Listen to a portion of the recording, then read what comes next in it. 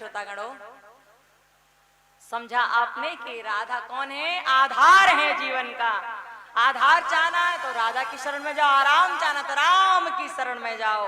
बोलो भक्त वत्सल भगवान की जय हो। ये सब एक ही लीलाधर हैं, एक ही क्रिया करने वाले हैं, ये सब एक ही हैं। चाहे किसी को भजो, पर भजो जरूर, भजन जरूर करो, ध्यान जरूर करो। सुखदेव जी महाराज ने राजर्षि परीक्षित के सामने भागवत जी का श्लोक बोला।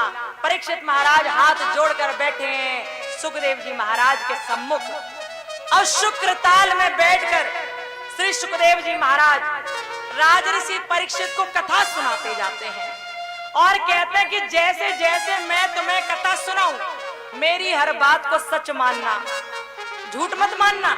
चाहे मैं कितना भी झूठ क्यों ना बोलूं, कितना भी झूठ क्यों ना बोलूं, लेकिन मेरी बात को झूठ मत मानना।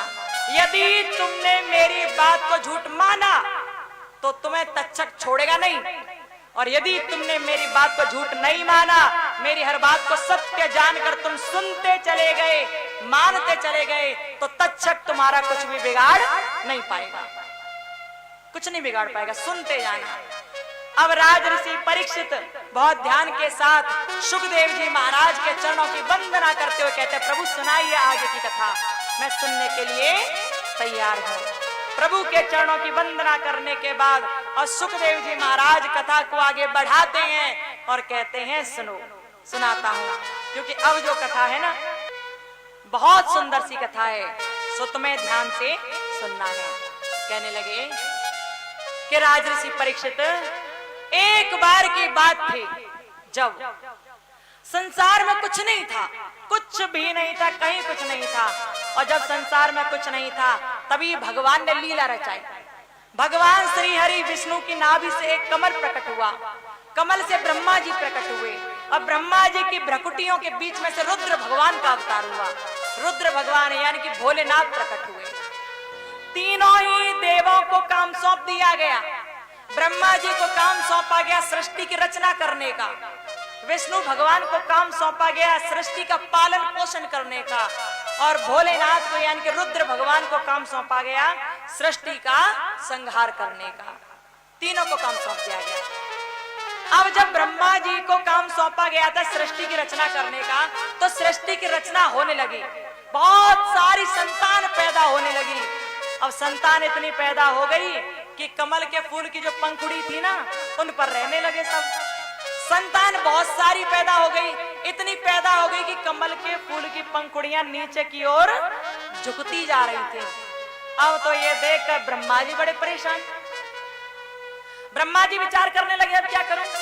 तभी ब्रह्मा जी ने भगवान श्री हरि विष्णु जी से कहा, भगवान आप कृपा करें और आप पृथ्वी को ले आए।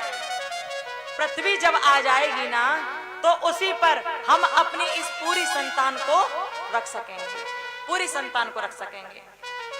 और जब कहा तो भगवान विष्णु ने ये बात मानी, ये बात सुनी। अच्छा, ब्रह्मा जी को सृष्टि का काम क्यों सौंपा गया था, और विष्णु भगवान को सृष्टि का पालन करने का काम क्यों सौंपा गया था, और शिव जी को ही संहार करने का काम क्यों सौंपा गया? ये सारी कथा शिव महापुराण में आती है। यहाँ तो बहुत सूक्ष्म में ही बता दिया गया है कि जब ब्रह्मा जी ने देखा कि संतान बहुत बढ़ गई है लेकिन जगह नहीं है रहने के लिए।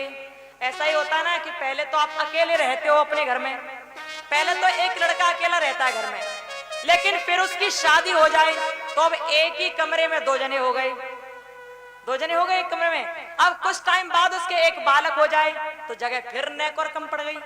अब एक और हो जाए फिर जगह और थोड़ी कम, एक ही कमरा है, 4 लोग हो गए रहने वाले।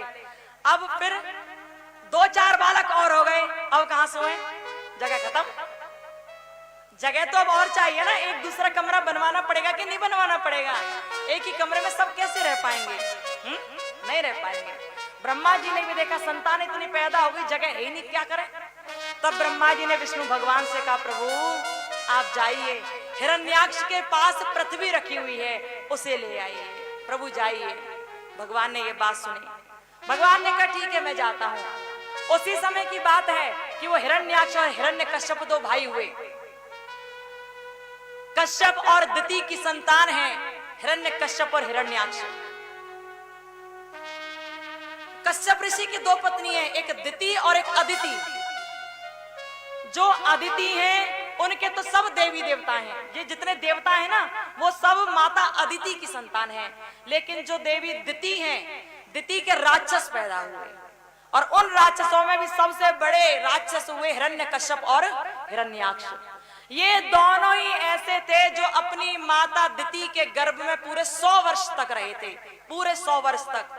हिरण्यकश्यप और हिरण्याक्ष के सिवा तीसरा दुनिया में कोई ऐसा नहीं हुआ जो 100 वर्ष तक अपनी माता के गर्भ में कभी रहा हो, कोई नहीं हुआ ऐसा। सुखदेव हुए वो 12 वर्ष रहे थे, लेकिन ये तो पूरे 100 वर्ष रहे।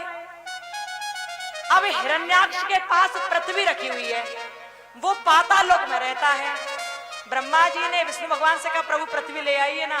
विष्णु भगवान ने 12 का रूप बनाया, एक सूकर का रूप बनाया और सूकर का रूप बनाकर 12 का रूप बनाकर वो विष्णु भगवान ब्रह्मा जी की नासिका छिद्र में से एक अंगूठे के बराबर बनकर बाहर निकल आए और तभी पृथ्वी को लेने के लिए पाताल चले गए।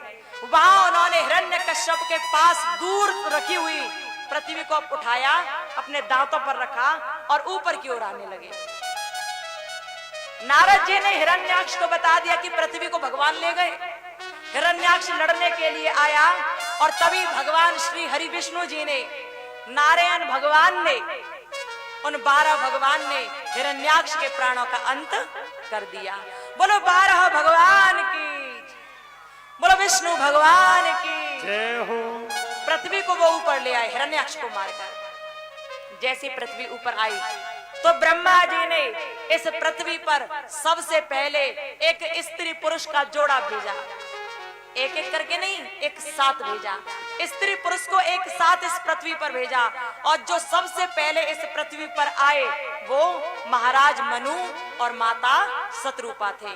बोलो मनु भगवान की जय हो। बोलो शतरूपा मैया की जय हो। बोलो पृथ्वी मैया की जय हो। पृथ्वी पर जो सबसे पहले आए वो भगवान सतु और भगवान मनु और माता शतरूपा हुए, जिनकी आज हम सभी संतान कहे जाते हैं।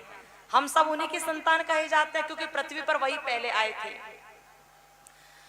सुखदेव जी महाराज कथा को सुनाते हैं और कथा को सुनाते हुए आगे बढ़ाते हैं और कहते हैं राजऋषि परीक्षित, जब ब्रह्मा जी ने इस पृथ्वी पर महाराज मनु और माता शतरूपा को भेज दिया तो उनका वंश अब आगे बढ़ने लगा। महाराज मनु के 2 पुत्र और 3 पुत्रियां हुई। जो 2 पुत्र थे वो प्रियव्रत और उत्तानपाद हुए और जो 3 पुत्रियां थी वो आकुति, देवहूति और प्रसूति, ये 3 पुत्रियां हुई जो अलग अलग ऋषियों को ब्याह दी गई। और जो पुत्र थे ना प्रियव्रत और उत्तानपाद, तो प्रियव्रत ने तो कहा कि मुझे भगवान का ध्यान करना है और तभी वो भगवान का ध्यान करने के लिए जंगलों में चले गए।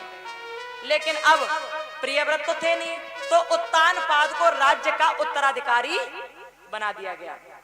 ये वही उत्तानपाद हैं जिनकी 2 रानियां थी, सुनीति और सुरुचि, और सुनीति के पुत्र हुए ध्रुव और सुरुचि के पुत्र हुए उत्तम। ध्रुव कौन? ध्रुव वो जो भगवान का बड़ा सच्चा भक्त हुआ, बहुत सच्चा भक्त हुआ। लेकिन ध्रुव की कथा से पहले भगवान शिव की कथा आती है। शिव सती के चरित्र की कथा आती है और शिव सती के चरित्र के बारे में आप सभी अच्छी तरह से जानते हैं। शिव पार्वती के चरित्र, शिव सती के चरित्र के बारे में आप अच्छी तरह से जानते हैं, इसलिए यहाँ सिर्फ शिव जी के नाम को ही लिया जा रहा है। बोलो भोलेनाथ की जय हो। बोलो पार्वती मैया की जय हो। प्यारे, शिव महापुराण होगी तभी इन कथाओं को विस्तार दिया जाएगा, क्योंकि यहाँ भागवत जी चल रही हैं, इसलिए यहाँ श्री राम जी की कथा, श्री शिव जी की कथा बहुत विस्तार से नहीं सुनाई जाएगी। कभी आपके क्षेत्र में राम कथा हुई या शिव महापुराण हुई तो उसमें इन कथाओं को विस्तार रूप दिया जाएगा। यहाँ केवल आपको सूक्ष्म में ही बता दिया जा रहा है। सुखदेव जी ने कहा शिव चरित्र के बारे में, फिर बताया ध्रुव चरित्र के बारे में कि ध्रुव एक ऐसा बालक हुआ जो भगवान का बड़ा सच्चा भक्त था और ध्रुव ने मात्र 6 महीने तक भगवान की तपस्या की और परमात्मा को प्राप्त कर लिया, मात्र 6 महीने में। जब पूछा ऐसे क्यों हुआ, तो उत्तर दे दिया कि ध्रुव पिछले जन्म में बहुत बड़े सन्यासी थे। 6 महीने में कोई कैसे भगवान को पा सकता है? परीक्षित के मन में ये बात उठ रही थी कि सुखदेव जी ने कहा कि ध्रुव जी ने 6 महीने तपस्या की और भगवान को पा लिया, लेकिन 6 महीने में भगवान कैसे मिल गए, समझ नहीं आ रहा। तभी सुखदेव जी महाराज ने कहा, राजऋषि परीक्षित, ये जो ध्रुव था ना, ये पिछले जन्म में बहुत बड़ा त्यागी तपस्वी था, एक सन्यासी था। और इस सन्यासी ने बड़ी गहरी तपस्या की थी भगवान की। जब गहरी तपस्या हुई तो हजारों वर्ष बीत गए तपस्या करते करते। केवल 6 महीने का समय शेष रह गया था इसकी तपस्या पूरा होने में। तभी हुआ ऐसा कि ये ऋषि तो, ये संत महाराज तो जंगल में बैठ के ध्यान कर रहे थे प्रभु का। इतने में इनके कानों में आवाज आई कि कोई एक राजा के नाम की जय जयकार कर रहा है, कोई जयकार लगा रहा राजा के नाम की। तभी सन्यासी महाराज की आंखें खुल गईं। उन्होंने देखा कि कुछ लोग पालकी में राजा को बैठा कर ले जा रहे हैं और जय जयकार करते जा रहे हैं राजा के नाम की। हजारों सैनिक आगे हैं, हजारों पीछे चले जा रहे हैं और राजा बड़े मदमस्त होकर चला जा रहा है पालकी में बैठकर। ये देखा जैसे ही उस सन्यासी के मुख से एक बात निकल गई, आहा, काश मैं राजा होता, काश मैं राजा होता तो इसी प्रकार मेरे भी आगे पीछे सैनिक घूम रहे होते, मैं भी ऐसे ही होता। और जैसे ही सन्यासी महाराज के मुख से ये बात निकली, भगवान ने तभी आकाशवाणी कर दी, अरे सन्यासी महाराज, अरे त्यागी तपस्वी, तुम्हारे मन में ये बात आई है ना कि तुम राजा हो जाओ, तो देखो मैं तुम्हें राजा होने के लिए कहता हूं। आकाशवाणी में कहा गया कि ऋषि महाराज, तुम राजा से भी बड़ा पद पाने वाले थे। तुम्हारी तपस्या में मात्र 6 महीने का समय रह गया था, मात्र 6 महीने का समय, लेकिन तुम्हारे मन में राजा को देखकर मोह पैदा हो गया। इसलिए जब मोह पैदा हो गया तो भगवान कहाँ मिलेंगे?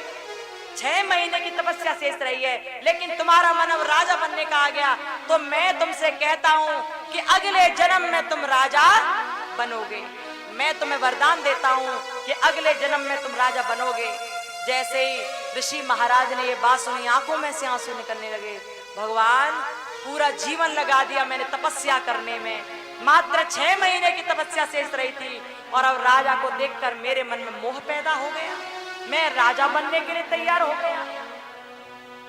सन्यासी महाराज ने, ऋषि महाराज ने बार बार कहा, भगवान मुझे नहीं बनना राजा, मेरे जीवन का उद्देश्य तो आपकी प्राप्ति थी, भगवान की प्राप्ति थी, भगवान मैं राजा नहीं बनना चाहता। तभी आकाशवाणी में कहा गया कि नहीं, अब तो तुमने जो मांगा है वो तो तुम्हें मिलकर ही मानेगा।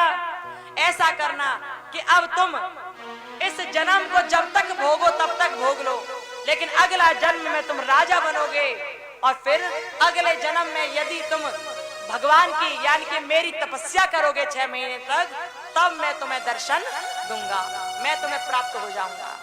सुखदेव जी महाराज ने राजऋषि परीक्षित से कहा, परीक्षित, ये सन्यासी आगे चलकर ध्रुव बनकर आए, ध्रुव बने और अब ध्रुव के रूप में इन्होंने 6 महीने तक तपस्या की और भगवान को प्राप्त कर लिया, भगवान को पा लिया।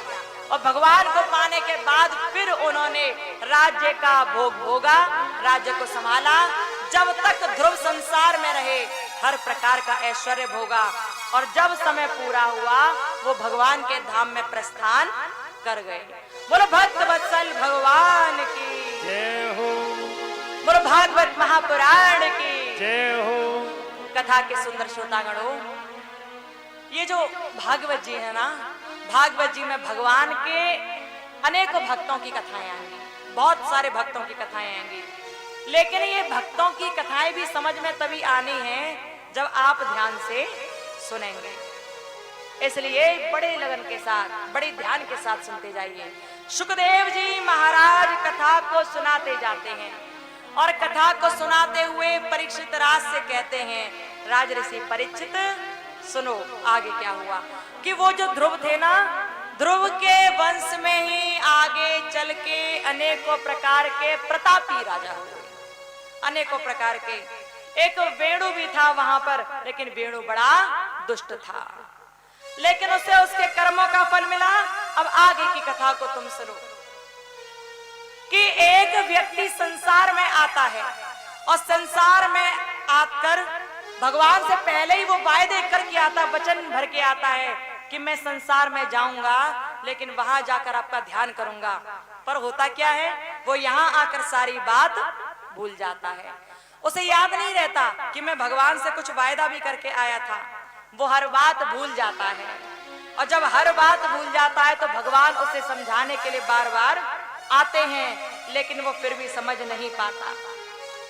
और जब नहीं समझ पाता तभी उसका जो मार्ग है ना, वो गर्त की ओर चला जाता है। अब सुनना, मैं तुम्हें ऐसी ही एक कथा को सुनाने जा रहा हूं, ध्यान से सुनना। बोले नमः परस्मै पुरुषाय मायया विनश्यन्ते गुणात्मने नमः स्वरूप नारायणाय नमस्ते शिवचराय च कृष्णाय वासुदेवाय हरये परमात्मने प्रणत क्लेश नाशाय गोविंदाय नमो नमः। सुखदेव जी महाराज कथा को सुनाते हैं, ध्यान करते हैं प्रभु के चरणों का और कहते हैं हुआ कुछ ऐसा, मैं तुम्हें सुनाता हूं कि प्राचीन वरी नाम के राजा थे। प्राचीन वरी ने अनेक प्रकार के जप तप यज्ञ किए, और वो प्राचीन वरी भी ध्रुव के वंश में ही आगे चल के हुए। उन्होंने अनेक जप तप यज्ञ किए भगवान को पाने के लिए, लेकिन जब वो यज्ञ किए थे ना, तो उन्होंने उन यज्ञों में अनेकों जानवरों की बलि दे दी थी, अनेकों पशुओं की बलि दे दी थी। और जब बलि दी तो एक बार की बात कि वो जल के भीतर खड़े हुए थे, जल उनकी छाती तक था, नदी का जल छाती तक था, और वो वहीं खड़े होकर ध्यान कर रहे थे भगवान का। इतने में ही नारद जी आ गए। नारद जी ने प्राचीन वरही से पूछा कि आप यहाँ खड़े होकर ध्यान कर रहे हो, क्यों कर रहे हो? प्राचीन वरही ने कहा मैं भगवान को पाना चाहता हूँ। नारद जी ने कहा कि बुरे कर्म करने के बाद भगवान को पाना चाहते हो, भगवान कैसे मिल जाएंगे? प्राचीन वरही ने कहा मैंने क्या बुरा कर दिया, मैंने क्या बुरा किया? अब नारद जी भगवान कहने लगे देखो, तुमने भगवान को पाने के लिए अनेक यज्ञ किए, और यज्ञ में तुमने अनेक जीव जंतुओं की, जानवरों की बलि दी। प्राचीन वरी, अब जरा आकाश की ओर निगाह घुमाकर देखना, आकाश में जरा देखना। प्राचीन वरी ने ऊपर की तरफ निगाह करके देखा, आकाश में निगाह करके देखा, और जब आकाश की ओर देखा तो क्या दिखाई दिया उसे कि अनेक प्रकार के जो जानवर थे वो बड़ी बड़ी निगाह करके क्रोधित भाव से प्राचीन वरी की ओर देख रहे थे। अनेक प्रकार के पशु प्राचीन वरी की ओर निगाह घुमा कर देख रहे, निगाह गड़ा कर देख रहे थे। अनेक भैंसों को जिनको काटा गया था, प्राचीन वरी के यज्ञ में डाला गया था, बलि दी गई थी, वो उसकी ओर देख रहे थे, ऐसे देख रहे मानो उसे अभी मार देंगे, ऐसे देख रहे थे। अब तो ये देखकर प्राचीन वरी दुखी हो गया। नारद जी से कहने लगा प्रभु ये सब क्या है, ये सब मुझे इतना घुर्रा कर क्यों देख रहे हैं, क्यों नाराज हैं ये मुझसे? नारद जी ने कहा तुमने अपने स्वार्थ के लिए, तुमने अपना बल प्राप्त करने के लिए इन निर्दोष जीवों को काट दिया, इन निर्दोष जीवों को मार दिया।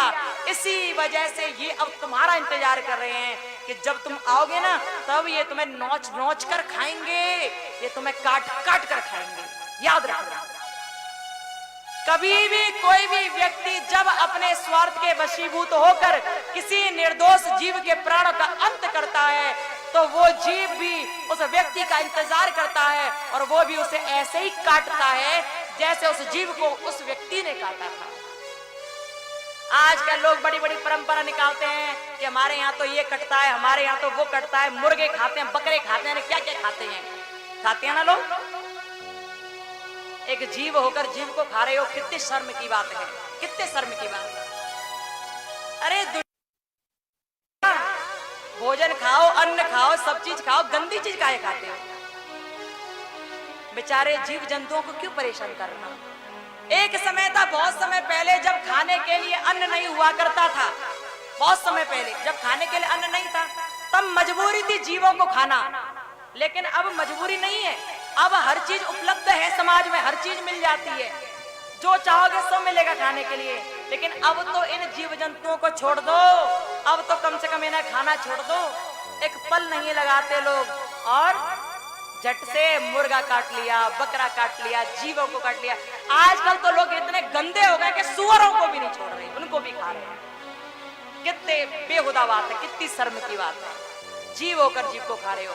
वो जीव भी इंतजार कर रहा है आपका आकाश में बैठा बैठा कि तू जिस दिन आएगा ना, उस दिन तुझे काट के खाएंगे, हम नोच के खाएंगे, हम तुझे इंतजार कर रहे हैं वो जीव जंतु।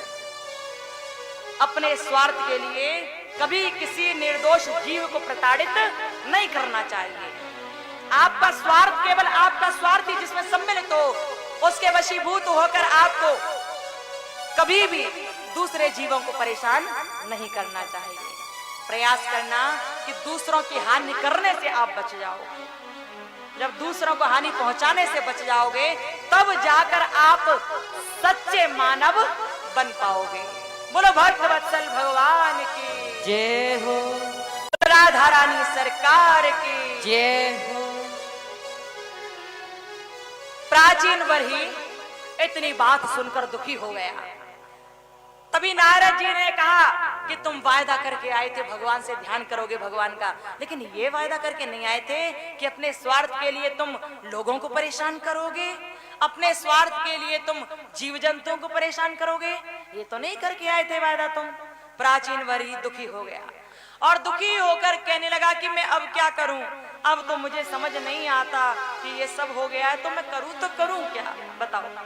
इतने में ये देवर्षि नारद जी कहने लगे, देखो मैं तुम्हें एक कथा सुनाता हूँ, मैं तुम्हें एक बात सुनाता हूँ, तो तुम जरा ध्यान से सुनना। आप सब भी बड़े ध्यान से सुनना, ये कथा बड़ी विचित्र है। और इस कथा को इतनी ध्यान से सुनना कि जब ये कथा पूरी हो जाएगी ना, तब हम आपसे इस कथा में से 3 प्रश्न पूछेंगे। ठीक है, 3 प्रश्न पूछेंगे, ध्यान से सुनना, दिमाग कहीं और जाना नहीं चाहिए आपका।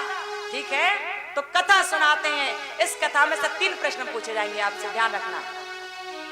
नारद जी सुना रहे प्राचीन वरी को, और वही कथा हम आपसे कहते हैं।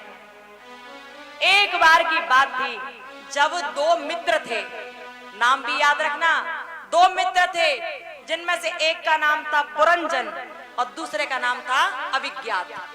अभिज्ञात और पुरंजन बहुत घनिष्ठ मित्र थे, एक दूसरे के लिए समर्पित रहते थे, बहुत अच्छे दोस्त थे वो।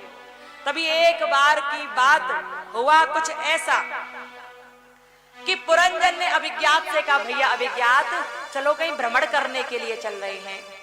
अभिज्ञात के साथ पुरंजन, पुरंजन के साथ अभिज्ञात, ये दोनों ही भ्रमण करने के लिए चल दिए। और जब चलते गए तो चलते चलते चलते चलते आगे बढ़ते जा रहे थे। अब आगे बढ़ते बढ़ते बहुत दूर पहुंच गए। तभी पुरंजन ने देखा कि मुझे थोड़ा और दूर जाना चाहिए, अभिज्ञात तो यहीं रुक रहा है, लेकिन मुझे थोड़ा और दूर जाना चाहिए। पुरंजन ने कहा, भैया अभिज्ञात, थोड़ा और आगे चलो ना। अभिज्ञात ने कहा, नहीं नहीं मैं नहीं जाना चाहता, घर लौटते हैं, शाम हो रही है, घर चलो। लेकिन पुरंजन बोला, भैया मेरा मन है कि मैं और आगे जाऊं और थोड़ा भोग भोग के आऊं, देखकर तो आऊं क्या है यहाँ, भोग कर आऊं जरा भोग। अभिज्ञात ने बहुत समझाया, लेकिन पुरंजन के मन में भोग भोगने की इच्छा थी, इसलिए कहने लगा, अभिज्ञात मुझे जाने दो ना, जाने दो ना। तभी अभिज्ञात ने कहा, ठीक है भैया चला जा, लेकिन इतनी दूर मत निकल जाना कि लौटना मुश्किल हो जाए, इतना दूर मत चले जाना, तुम जल्दी आ जाना, ध्यान रखना, और अपने मित्र को भूलना मत। और जैसे ये बात कही तो ये बात सुनकर पुरंजन ने कहा, हाँ मित्र मैं जा रहा हूं, जल्दी लौट कर आऊंगा। पुरंजन इतनी बात कहकर वहां से आगे बढ़ गया। अभिज्ञात अपने स्थान पर चला गया और पुरंजन जब आगे बढ़ता चला गया तो उसने क्या देखा कि एक बहुत बड़ा महल है, बहुत सुंदर महल है, कोसों में फैला हुआ महल है वो, उसमें 9 दरवाजे लगे हुए हैं और जो सुंदर सा महल है ना, वहीं एक प्यारा सा बगीचा है, बड़ा सा बगीचा है। उसी बगीचे में एक बहुत सुंदर सी स्त्री भ्रमण कर रही है, इतनी सुंदर लगती है कि एक बार जो उसे देख ले अपनी निगाह से हटा ही ना पाए। बहुत सुंदर स्त्री वो भ्रमण कर रही है उसी बगीचे में। उस स्त्री के साथ 10 सेवक थे जो उसकी सेवा किया करते थे और एक 5 फन वाला नाग उस स्त्री के संग रहता है हर वक्त। वो 5 फन वाला नाग हर वक्त रहता है उसके संग। जैसे ही पुरंजन ने ये देखा तो उसके मन में इच्छा आई कि मुझे इस स्त्री के पास जाना चाहिए।